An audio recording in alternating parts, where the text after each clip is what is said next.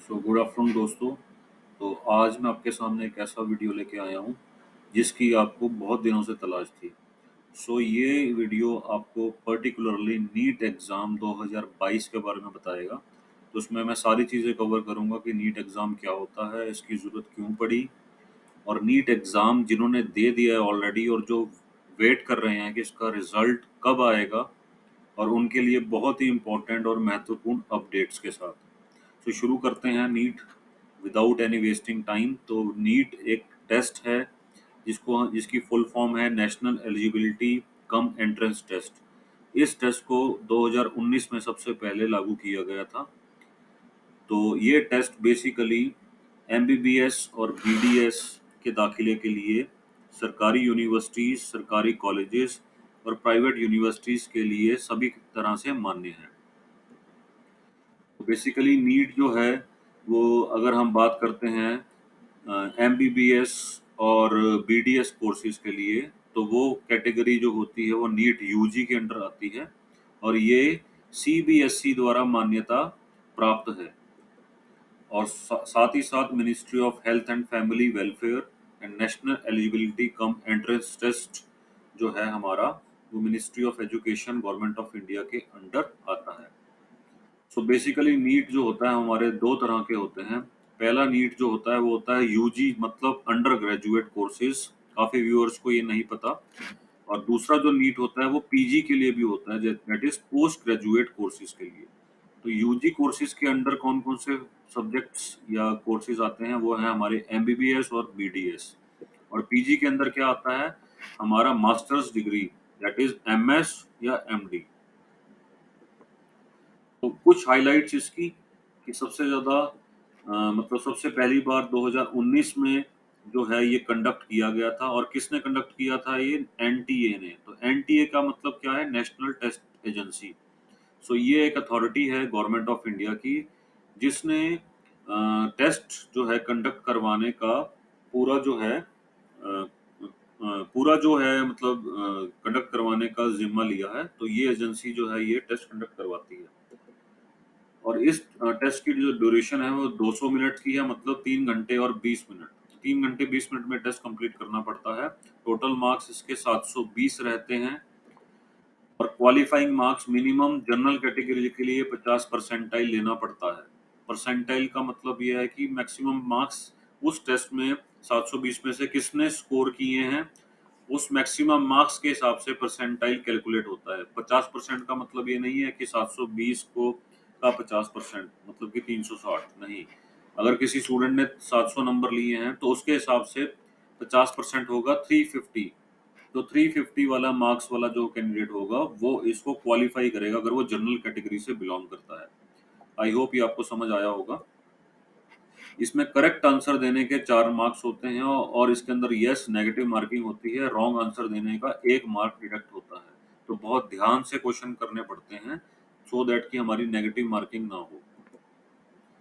उसके बाद ये है कि ये 13 लैंग्वेजेस में कंडक्ट किया जाता है पूरे इंडिया में। जैसे कि आप देख सकते हैं, English, Hindi, Marathi, आसमीज, Odia, Tamil, Bengali etcetera, Gujarati. Different different centres पे आपकी सूटेबिलिटी के हिसाब से, लैंग्वेज कल्चर के हिसाब से 13 लैंग्वेजेस में इसको कंडक्ट किया जाता है। और बेसिकली इसके अंदर 4 सब्जेक्ट्स रहते हैं, जैसे आप देख रहे हैं, physics, chemistry, botany and zoology. तो हर एक के सेक्शन ए और सेक्शन बी में डिवाइडेड होता है इसका कोर्स पेपर का कंटेंट। तो आप देख सकते हैं कि एक एक सेक्शन, दैट इज अगर मैं फिजिक्स की बात करूं तो 180 मार्क्स का पेपर जो है वो फिजिक्स में से आता है। सेम 180 मार्क्स का पेपर ही केमिस्ट्री में से आता है। सेम 180 मार्क्स का पेपर ही बॉटनी में से, और सेम 180 मार्क्स का पेपर ही जूलॉजी में से आता है।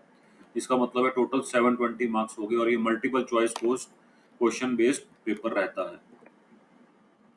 तो वेरियस सीट्स हम देखते हैं कि ऐसा क्या क्रेज है लोगों के अंदर कि नीट एग्जाम देना है। और सबसे इम्पोर्टेंट बात ये बता दूं कि नीट एग्जाम 2019 से पहले कैसे होता था और क्यों किया गया इसको। क्योंकि क्या होता था कि पहले प्री मेडिकल टेस्ट होता था ऑल इंडिया लेवल पे, जिसको हम बोलते थे AIPMT, all India pre medical test. ऐसे ही हर एक स्टेट, जैसे हरियाणा है, दिल्ली है, पंजाब है एक्सेट्रा, अलग अलग स्टेट्स अलग अलग स्टेट के टेस्ट कंडक्ट करवाती थी एमबीबीएस में एडमिशन्स लेने के लिए। इससे क्या होता था कि हर एक स्टेट का जो कोर्स कंटेंट होता था, या सॉरी जिसको बोलते हैं सिलेबस होता था, वो थोड़ा सा डिफरेंट होता था। तो इसके लिए स्टूडेंट को रिगार्डिंग प्रिपरेशन में प्रॉब्लम आती थी कि हर स्टूडेंट को प्रिपरेशन के लिए अलग अलग कोर्स कंटेंट तैयार करना पड़ता था।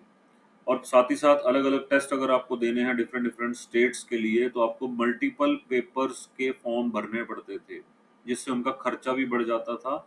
और ट्रैवलिंग के लिए आपको हर पेपर को देने के लिए डिफरेंट स्टेट में जाना पड़ता, तो बहुत सारे इसके अंदर इफ्स एंड बट्स और कॉस्टिंग इन्वॉल्व थी, और जो बिल्कुल भी इकोनॉमिकल नहीं था, और ऊपर से स्टूडेंट्स के लिए एक हेक्टिक और प्रेशर से भरा था।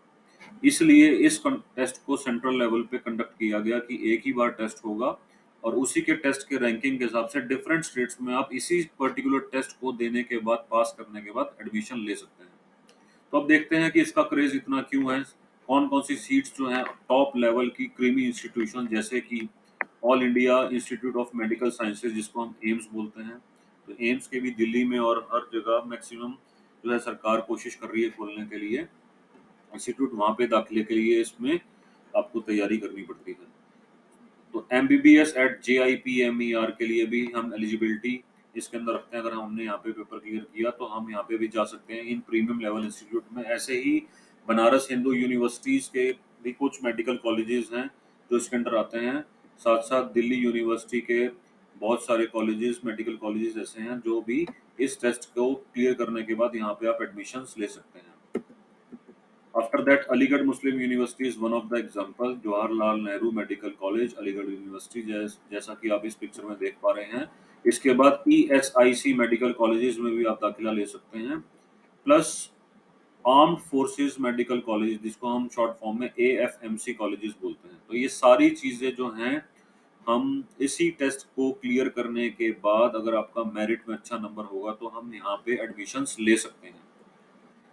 अब बात करते हैं 2022 नीट एग्जाम की, जो कि 17 जुलाई 2022 को कंडक्ट हुआ था, और इसका जो रिजल्ट है वो बहुत ही जल्द एक्सपेक्टेड है।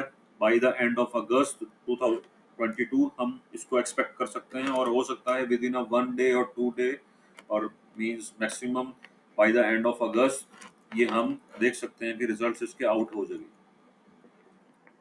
इसके बाद देखते हैं कि रिजल्ट्स आउट होने के बाद यहाँ से शुरू होता है, क्योंकि स्टूडेंट्स मैक्सिमम पेपर दे चुके हैं, तो यहाँ से शुरू होता है कि पोस्ट एग्जामिनेशन एक्टिविटीज कैसी रहती हैं, और क्या क्या इसके अंदर हमारे को सावधानियां बरतनी है, ताकि कोई भी चीज आपसे स्किप ना हो।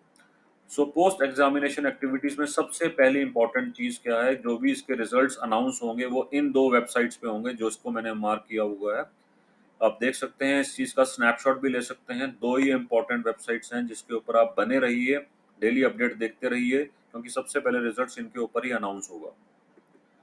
इसके बाद आपको इन्फॉर्मेशन लेने के लिए, अगर आप रोज एक्सेस नहीं कर सकते, तो आप एक बहुत ही इम्पोर्टेंट मोबाइल ऐप भी बनाई है जिसका नाम है संदेश। तो इसको आप अपने प्ले स्टोर से भी इंस्टॉल कर सकते हैं। तो आप देख सकते हैं कि काफ़ी सारे लोगों ने इसको जो है वो डाउनलोड भी किया है, और 4.1 इसकी स्टार रेटिंग है, और बहुत सारे रिव्यूज इसको दिए गए हैं।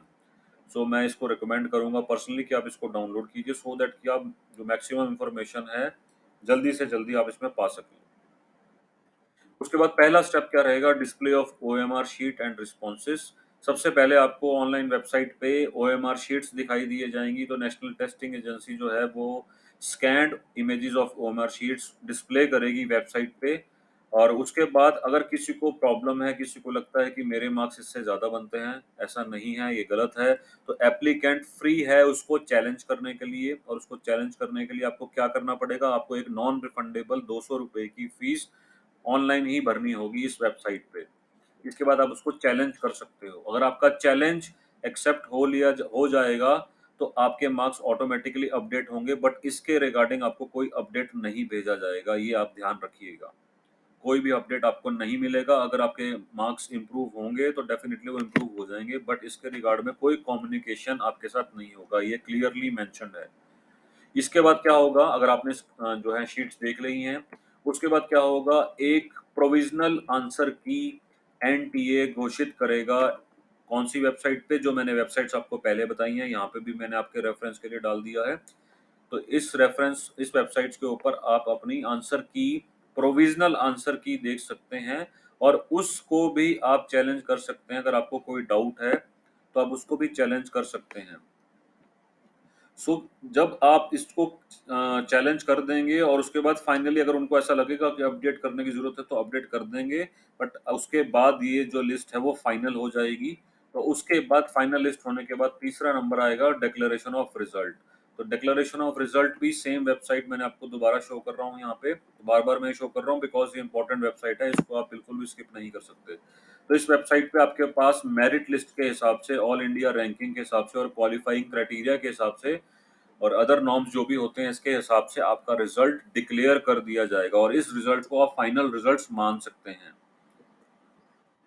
उसके बाद रीचेकिंग, अगर आपको ऐसा लगता है कि आपके मार्क्स कम है, रीचेकिंग होनी चाहिए, इवैल्यूएशन री-इवैल्यूएशन होना चाहिए, तो मैं आपको बता दूं कि there is no provision for rechecking and re-evaluation of the answer sheet. मतलब कि ऐसा कोई भी स्कोप नहीं है कि आप इसकी रिवैल्यूएशन करा सकें, क्योंकि ये मशीन से चेक किया गया है और बहुत ही एक्सट्रीम केयर के साथ और स्क्रूटनाइज करके इसको चेक किया गया है। तो देयर इज नो पॉसिबिलिटी, ऐसा एनटीए का कहना है। ठीक है, तो no correspondence in this regard will be entertained, this should be very clear कि कोई भी ऐसी चीज बाद में आप नहीं कर सकते, तो एक्सपेक्ट मत कीजिएगा कि ऐसा कुछ होने वाला है। इसके बाद क्या होता है जी, मेरिट लिस्ट बनती है, और नेशनल टेस्टिंग एजेंसी जो है वो मेरिट लिस्ट प्रिपेयर करती है, ऑल इंडिया मेरिट लिस्ट जिसको हम बोलते हैं, तो जो कि national medical commission and dental council of India के द्वारा प्रिस्क्राइब्ड होती है। सो उसके बाद क्वालिफाइंग क्राइटेरिया में क्या होता है कि आप इस टेस्ट को, आपका रिजल्ट भी आ गया तो आप पर्टिकुलरली क्वालिफाई कर पाएंगे एडमिशन के लिए फाइनल। तो उसके लिए क्राइटेरिया है कि आपको मिनिमम 50 परसेंटाइल जो है, अगर आप जनरल कैटेगरी और जनरल ईडब्ल्यूएस कैटेगरी से बिलोंग करते हैं तो 50 परसेंटाइल आपके होने जरूरी हैं। बट अगर आप SC ST और OBC कैटेगरी से बिलोंग करते हैं तो 40% का परसेंटाइल भी आपको इसका एडमिशन में हेल्प कर सकता है। और अगर आपकी कोई डिसेबिलिटी है तो उसके लिए भी कुछ हमारे को कोटा है, तो 45% परसेंटाइल जो है अनरिजर्व कैटेगरी के लिए और जनरल EWS कैटेगरी के लिए हो सकता है, और 40 percentile SC ST OBC candidate के लिए अलाउड है। और इसकी एलिजिबिलिटी क्या है, तो इसकी एलिजिबिलिटी पहले ये है कि अगर आपके +2 में 50% marks physics chemistry biology biotech oblique biotech में अगर आते हैं तो ही आप एलिजिबिलिटी है आपकी, आप इस फाइनल MBBS में एडमिशन ले सकते हैं या BDS कोर्स में एडमिशन ले सकते हैं। अगर आप SC ST और OBC कैटेगरी से बिलोंग करते हैं तो मिनिमम 40% मार्क्स आपके +2 में इन सब्जेक्ट्स में होने चाहिए। मतलब कि 50 परसेंटाइल आपके नीट एग्जाम में भी होने चाहिए और 50% मार्क्स आपके फिजिक्स केमिस्ट्री और बायोलॉजी में होनी चाहिए। तो दो कंडीशंस अगर आपकी ये फुलफिल होंगी तभी आप MBBS में इस के हिसाब से एडमिशन ले पाएंगे। तो इसके बाद जैसा कि मैंने बताया है कि ए लिस्ट ऑफ सक्सेसफुल कैंडिडेट्स जो है वो घोषित कर दी जाएगी ऑल इंडिया रैंक के हिसाब से। तो उसके बाद अगर ऐसा भी होता है कि आपको लगता है कि टाई हो गया है, दो स्टूडेंट्स हैं जिनके स्कोर इक्वल हैं, तो उनके पास टाई ब्रेकिंग टेक्निक भी है कि कैसे वो जज करेंगे कि किस स्टूडेंट को प्रेफरेंस देनी है। क्योंकि एज यू नो कि अभी तक इंडिया में 543 मेडिकल कॉलेज हैं अकॉर्डिंग टू विकीपीडिया। तो उसके अंदर जो MBBS की सीट्स हैं और जो स्टेट लेवल यूनिवर्सिटी और नेशनल लेवल यूनिवर्सिटीज और जो मैंने कॉलेजेस आपको बताए हैं पहले, एम्स और अलीगढ़ मुस्लिम यूनिवर्सिटी और BHU के IFMC, जो भी मैंने आपको बताए हैं उसके अंदर एडमिशन लेने के लिए बहुत ही लिमिटेड सीट्स हैं स्पेशली फॉर जनरल कैटेगरीज। तो इसके अंदर एक एक मार्क इम्पोर्टेंट है, और हो सकता है क्या होता ही है कि कई लोगों के मार्क्स बिल्कुल सेम बनते हैं। तो उसको ब्रेकिंग मतलब कि देखने के लिए कि किस स्टूडेंट को प्रेफरेंस देनी चाहिए, तो उसके लिए भी टेक्निक है। तो जिस स्टूडेंट के हायर परसेंटाइल होंगे बायोलॉजी में या फिर बॉटनी एंड जोलॉजी में, तो उसको प्रेफरेंस दी जाएगी। अगर दोनों के नंबर फॉर एग्जांपल 700 हैं तो जिसके मार्क्स बायोलॉजी में ज़्यादा होंगे उसको प्रेफरेंस दी जाएगी। और हो सकता है कि दोनों के मार्क्स बायोलॉजी में भी सेम हो, तो क्या करेंगे, तो भी ऑप्शन है कि नेक्स्ट जो है प्रेफरेंस केमिस्ट्री को दी जाएगी। अगर ऐसा हो कि केमिस्ट्री में भी सेम हो तो ऐसे बहुत सारे जो हैं कॉम्बिनेशंस हैं वो बन सकते हैं। तो केमिस्ट्री में भी सेम है, तो अगला जो है वो फिजिक्स को दिया जाएगा, एंड सो ऑन। तो इसकी ज़्यादा वरी आपको करने की ज़रूरत नहीं है। जब टाइम आएगा आपका काउंसलिंग का, आफ्टर दैट आप इसको देख सकते हो। ठीक है, तो ये सारी चीज़ें जो हैं आपको मैंने आपको वेबसाइट्स इंपॉर्टेंट बता दी हैं, और उसके ऊपर आप बने रहिए, और संदेश ऐप को भी डाउनलोड कीजिए। तो ये इन्फॉर्मेशन बुलेटिन में जारी रखूंगा।